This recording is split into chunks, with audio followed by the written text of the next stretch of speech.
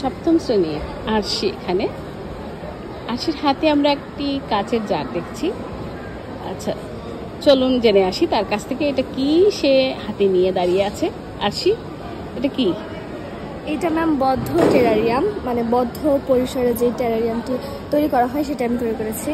হ্যাঁ, তো আচ্ছা, এটা তুমি কেন করেছো বলো দেখি আগে।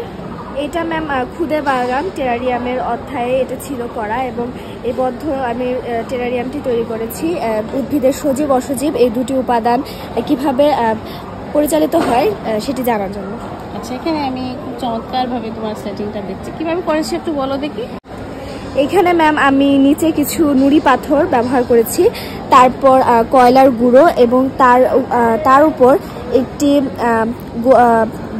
জাল ব্যবহার করেছি, মশারির জাল কিংবা যে কোনো ধরনের জাল সেটি ব্যবহার করেছি, যেন পানি স্প্রে করার পর সেটি মাটির ভিতর সরাসরি ঢুকে না যেতে পারে। এবং মাটির উপরে আমি বিভিন্ন ধরনের রঙিন পাথর দিয়ে সাজিয়ে দিয়েছি, এবং শ্যাওলা যেটি আছে সেই শ্যাওলা দিয়ে আমি এখানে দিয়ে দিয়েছি, এবং দুটি গাছ এখানে ব্যবহার করেছি। কি গাছ ব্যবহার করেছো এখানে?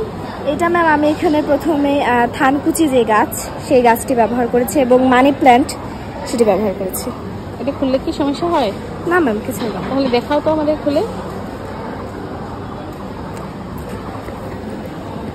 আমরা দেখি, ভিতরটা দেখতে খুব ইচ্ছে করছে। হ্যাঁ, নিশ্চয়ই আপনাদেরও করছে। এই যে দেখুন কিভাবে করেছে, এত সুন্দর একটা বিষয়। হাতের মুঠোই আমরা বাগান নিয়ে ঘুরতে পারছি, আমার কিন্তু অসাধারণ লাগছে। আমাদের সপ্তম শ্রেণীর বিজ্ঞান বিষয়ে একটি শিক্ষণ অভিজ্ঞতা খুদে বাগান টেরারিয়ামে আমি তাদেরকে দিয়েছিলাম টেরারিয়াম করে আনার জন্য।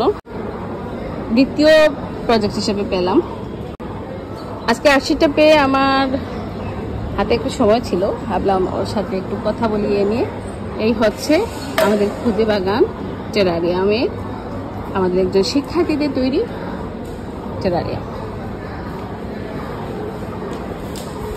আচ্ছা, এই যে তুমি এভাবে হাতে নিজের হাতে করে কাজ করে টেরারিয়াম বানানো শিখলে, আর তুমি যদি মুখস্থ করে শিখতে, তাহলে কোনটা তোমার কাছে মনে হচ্ছে যে বেশি স্থায়ী হবে?